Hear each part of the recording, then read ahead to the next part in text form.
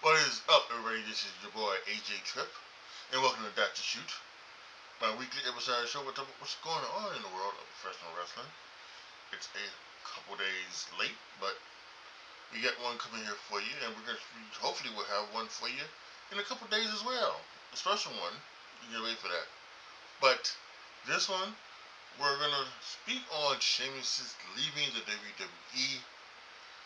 But that'll be the main event of this video. But the main portion of this video, I'm doing something new. There's something that I'm going to be doing maybe once every 2 months or so. And that is I'll be giving my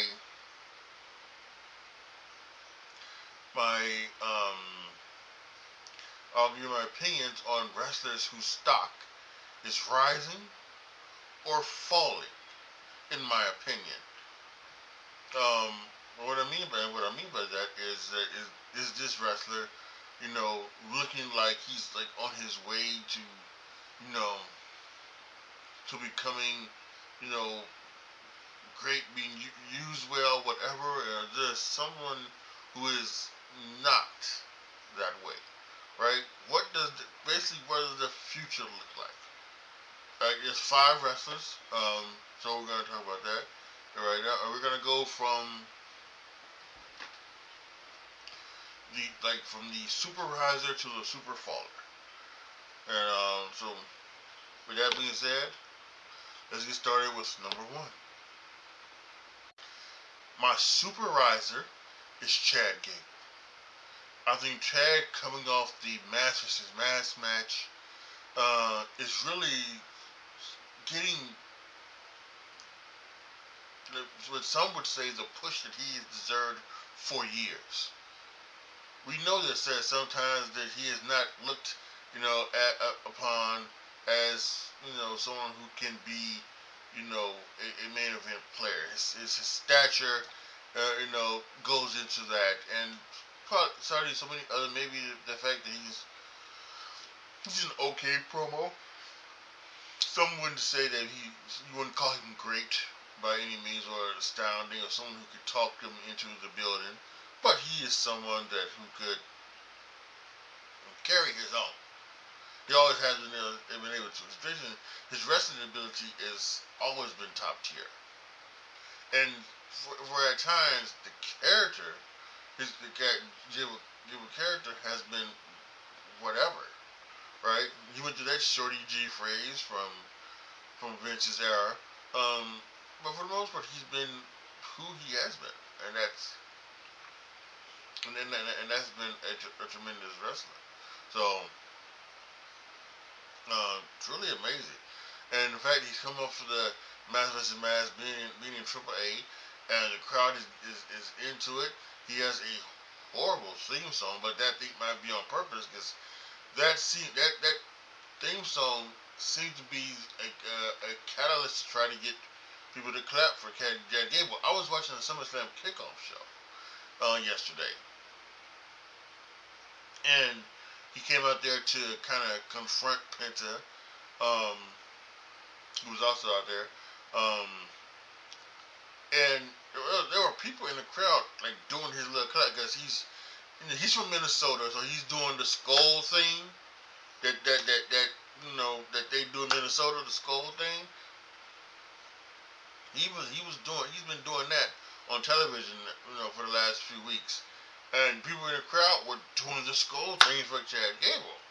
So he is immensely over at this point, and he looks like he's going to win the Intercontinental Championship finally. In his hometown, Minnesota. Some will say that this has been the plan all along. Maybe the plan all along has been for Chad Gable to do this lucha thing, and to come out on the other side as being a babyface. Maybe it has been a plan all along. Or maybe one of the first few times that they've just decided, wow, we didn't expect this. So let's go ahead and let's do the thing. We didn't expect this, so let's go ahead and let's do the thing, right? So yeah, they are going with the hot streak right now. So for me, the supervisor is Chad Gable. A riser is Maxine Dupree. She has turned heel and she has become a pretty devastating person. She's been getting great heat during that segment, even though that segment was really off. It was just wow. It just wasn't that great. Let's just be honest. They were milking it too much. They were, and the crowd wasn't having it. They were going too slow with it. It could have been something that could have been great. Or at least could have been good, but it just wasn't happening. They wasn't working. Maxine isn't.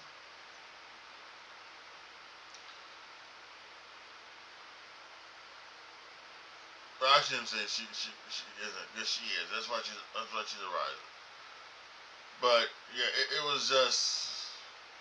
It was trying to be like this super serious drama, as if they're actually trying to win a fucking Emmy, and it just should have been, what it could have been, and it took too long. But that being said, she's playing her role perfectly the last couple of weeks, and I think that she is what the Vision probably needs.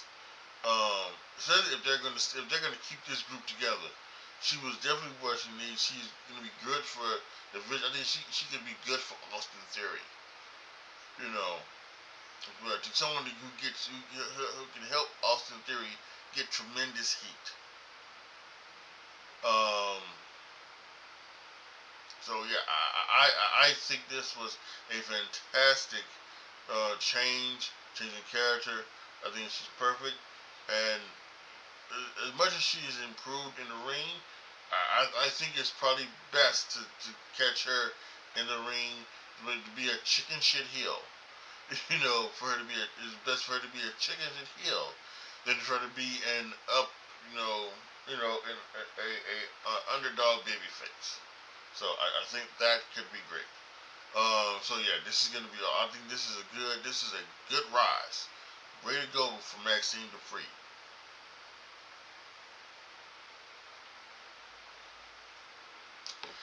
Now, for me, I have someone who's in the middle, right?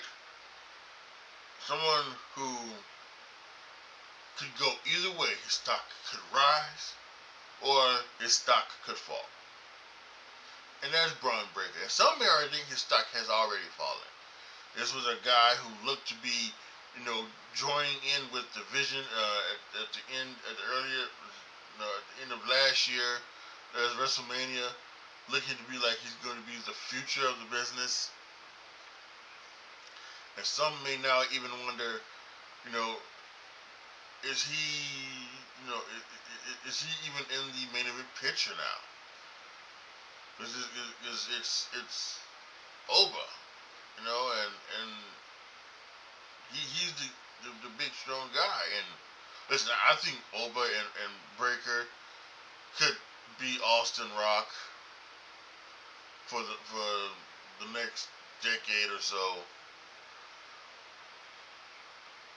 I think Braun Breaker is still gonna be a dog. I think he's still over. Some people don't want him with the Vision. And there's a possibility that I think that right now they're just waiting until Logan Paul gets healthy, and then maybe they may put the title back on Logan Paul and let Braun go his separate ways and waiting for Bronson Reed. There's so many other things that is happening, but it was just a string of bad luck. Some may say karma for faking injury, but it's a seriously string of bad luck that has taken the Vision from this promising, promising stable to this you know,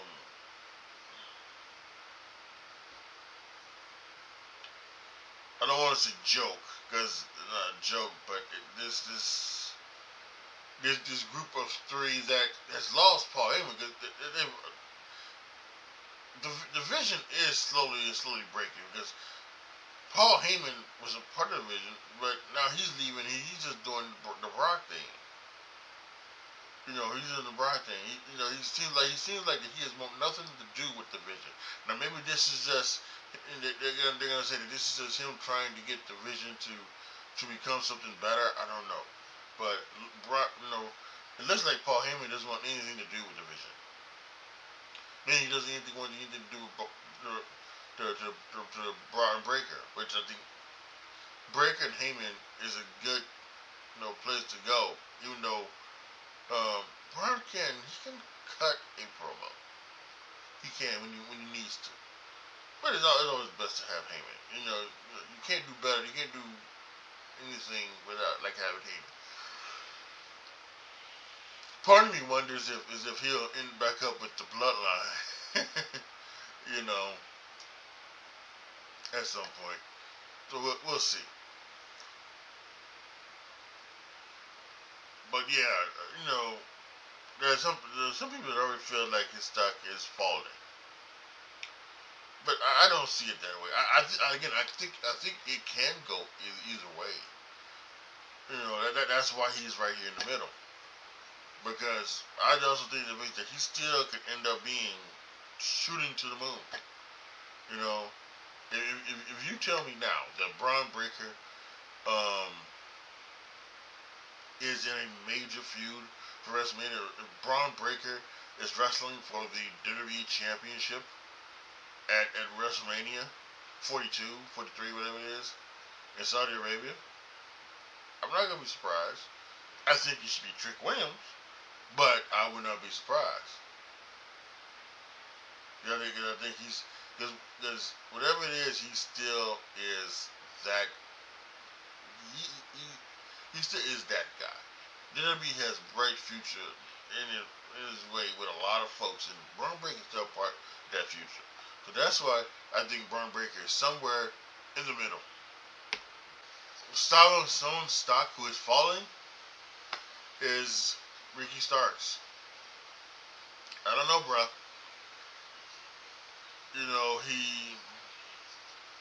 He was always messing around in NXT, being near close to that main event picture. But his call-up has not been all that great. He get called up on his first night. He wrestles Cody, which is his friend, but he didn't lose this to Cody. Not even if you call him up and have a big time and beat Cody. Even if in some form or fashion, it's just a roll-up victory. You could kind of make him that way, but they didn't decide to do that. He then starts a feud with Trick and Mello, and he lost a couple matches to Mello. He also beat Mello a couple times as well. So including a match to find out who is the #1 contender. And for the United States Championship, again, he beat Mello for that. He goes and wrestles Trick, but he loses. And even in that match, he loses to, after he loses to Trick, he gets the Yachty's version of the People's Elbow done onto him, which is kind of, wondering what's that about? And I don't think we've seen him on television. I mean, maybe he's, taking a little time off. Maybe he's, being, recovering from an injury, maybe, or maybe creative just has nothing for him right now. And I have to maybe think about doing something about that. Creative has nothing for him, or someone creative nothing for her, that if that's a cop out or not. Because they could be doing something, right? Now I don't know if he's wrestling on the main event or anything like that. I know that the super faller is wrestling on main event. It seems like so. That's one thing that they have over Ricky, but still, I don't know. To me, it's just it's kind of interesting that you bring him up and then not really have anything with it. Understandable that you've got other guys, you know, they may have brought up too many guys at once. Because in that WrestleMania type era, they brought up Javon, Oba, Trick, Sol Ruka, and and then like WrestleMania brought in Joe Hendry, who hasn't been that okay. They brought up Blake Monroe. They brought up Ricky Saints. Brought up some other people that doesn't need to be that you can maybe question about their usage. So I'm not sure, but yeah, I think Ricky Saints' stock is falling, and hopefully this can be turned around in the very near future. And the super faller is Jordan Grace. What has happened to Jordan Grace? This is another one who got called. Was in that early first quarter call up that just hasn't done anything. She was a competitor for Jade's probably maybe she was Jade Cargill's first title defense. Before Rhea was her second, I believe. She really hasn't been around. She got injured, which was a part of it. So that's the same. And then she has been around. But then she came back. She was on an episode of SmackDown once, and then really she hasn't been seen on SmackDown since. They always get reports that she is on main event wrestling, which okay, she's on main event wrestling. But where is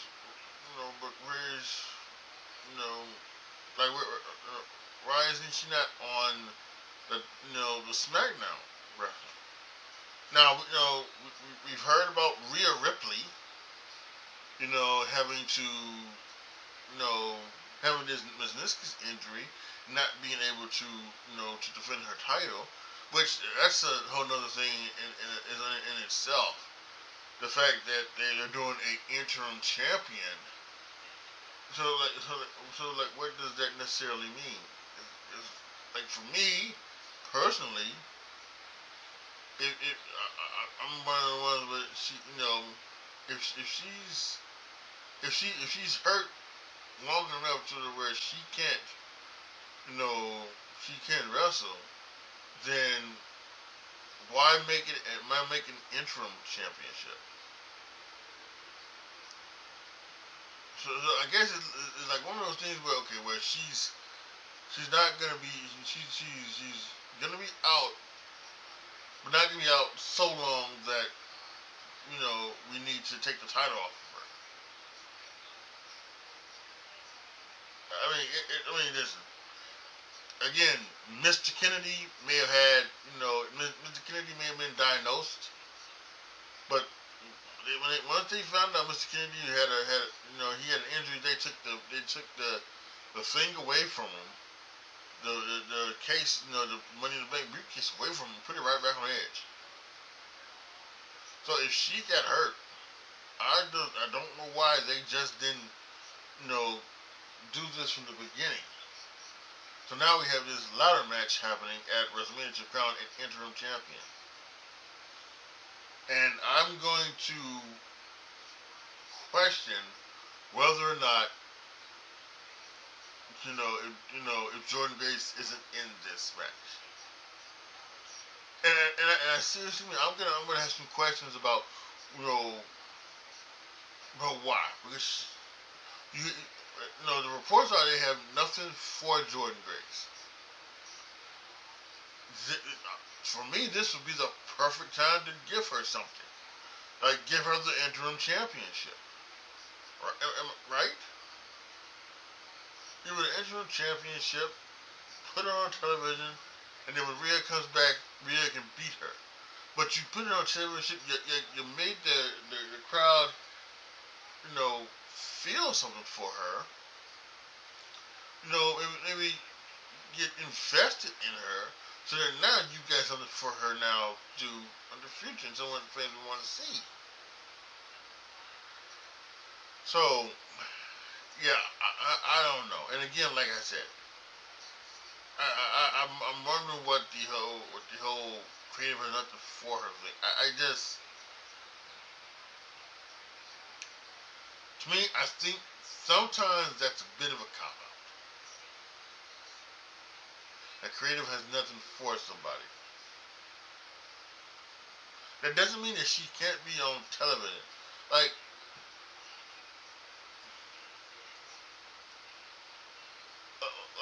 especially when SmackDown was 3 hours.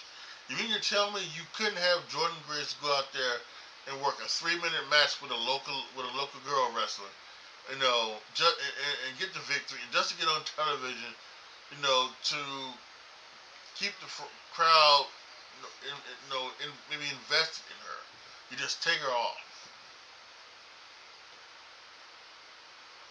and it's 3 minutes. It is 3 minutes. It's not a long match, but it's a 3-minute match. Yeah. Let's keep her on. Let's keep her invested, something like that. But no. She doesn't even get that. So again, like I said, to me, she should be in this Money in the Bank. She should be in this ladder match. And me personally, I would put the title on her. Give her something. But we'll see. And again, I'm going to have questions about, the whole thing of that, if she has something to, they don't have anything for her.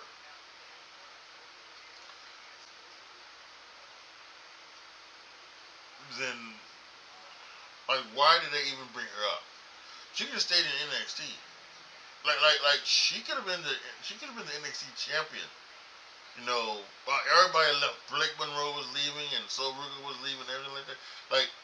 She could have been the NXT Women's Champion. This Jane and Fallon Henley and those girls, they left. She could have been the NXT champion, and then she could be holding it right now. So, I'm gonna have questions. But the super faller is Miss Jordan Grace. And for the main event of this video, we're going to talk about Sheamus and his exit from WWE. I'm a little bit crestfallen about it. To me, Sheamus is, again, he's another one of the WWE lifers. At least he should have been. He should have been, a guy who does, who spends 20-25 years in WWE as a wrestler or anything like that. I think he could have been a good trainer, or he could have done really good work. Jesus, how long has it been? It's been maybe 8, maybe even 10 years. But it's been a pretty long time since there were rumors that Sheamus might have to retire back then because he had spinal stenosis. And there was talk that he may have to retire because of that. And he did. He came back, and he seemingly worked even more physical style than he did before then. And he was having banger after banger after banger. I think at one point, even it wasn't his 20, maybe in 2024. I think I may have made Sheamus my wrestler of the year, my in-ring performer of the year, because he just had great matches, even at his advanced age, and it was incredible. And the stuff he did with Gunther and was incredible. And then the when they brought in Drew McIntyre and did their match at WrestleMania 39 was tremendous. Hey, he did have banger after banger after banger. There's no question after that. And he was really truly you know like, get better with age. It's another one of these guys who get better with age. And I think this comes up to a point where he was the Intercontinental Championship away from being a Grand Slam champion. That's the only title that he didn't win. He won a world title. He won several world titles. He won the United States Championship. He won the Tag Team Championships. The other he needed was the Intercontinental Championship, and he made that known. That's really what he wanted. I think he wanted to be the Intercontinental Champion. Just to get there. He even said he didn't really want the world title anymore. He wanted the Intercontinental Championship so that he could have it. And he never got that opportunity to get it. He was to hold it. I mean, to me, Sheamus would have been the perfect transition guy for somewhere.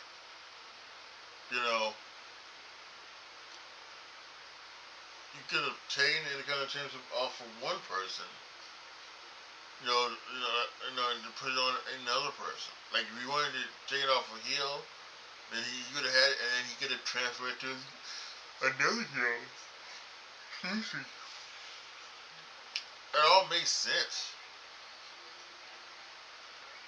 But he didn't get the opportunity to do so. And he's one of the folks that he went to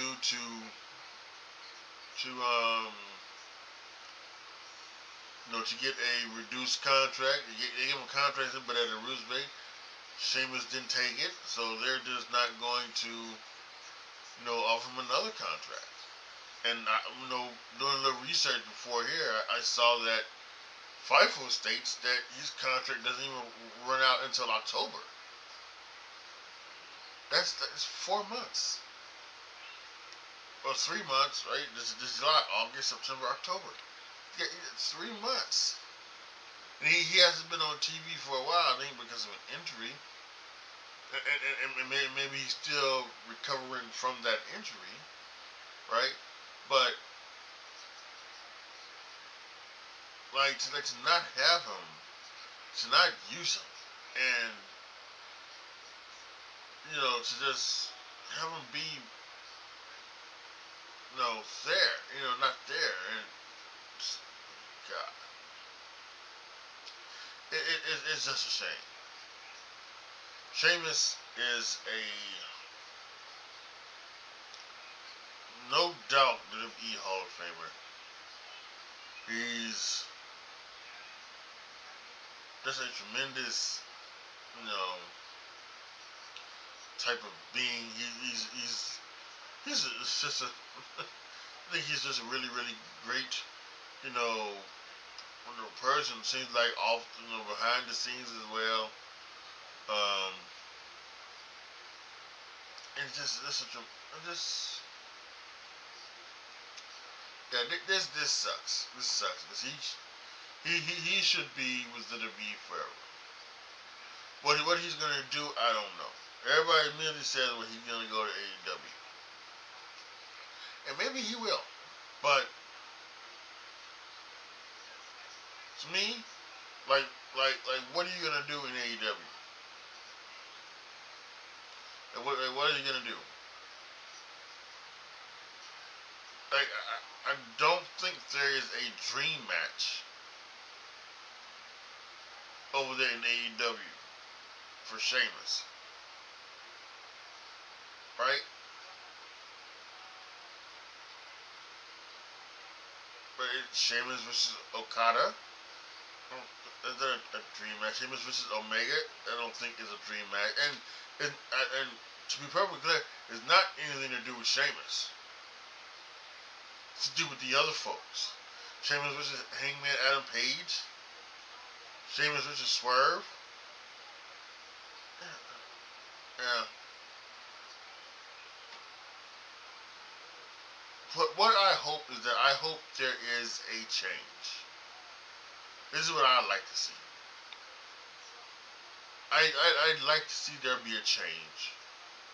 You know, at some point down the line. You know, and then they come to an agreement on a new contract that's worthy of Sheamus. Keep him off television. Have him be a surprise for the Royal Rumble. You know, and then have him face Chad Gable at WrestleMania for the Intercontinental Championship. Have him win the Intercontinental Championship. Have him hold it for a few months, and then have Gunther challenge him for the Intercontinental Championship. And if Sheamus loses, you know, he'll retire, and then and have Gunther choke him out. Have Gunther win the Intercontinental Championship again, and then you keep him with the career killer, give him his killed another career, and Sheamus can go out and be, you know, being a Grand Slam champion and doing it all. So that's what I hope I see. I hope this is not the end of Sheamus' career in WWE. I really hope it is. And if it is, I hope that he just sits back and just lets it go, waits it out. There's no need to go to AEW. There's no need to go to TNA. You know, there's this, you know, I think he's made more than enough money in his lifetime. You know, I truly hope that there is a solid chance that he can come back to the WWE and get the Intercontinental Championship, become a Grand Slam champion, and then go out, you know, as that. But yeah, if anything, thank you, Sheamus, for the bangers. We appreciate it.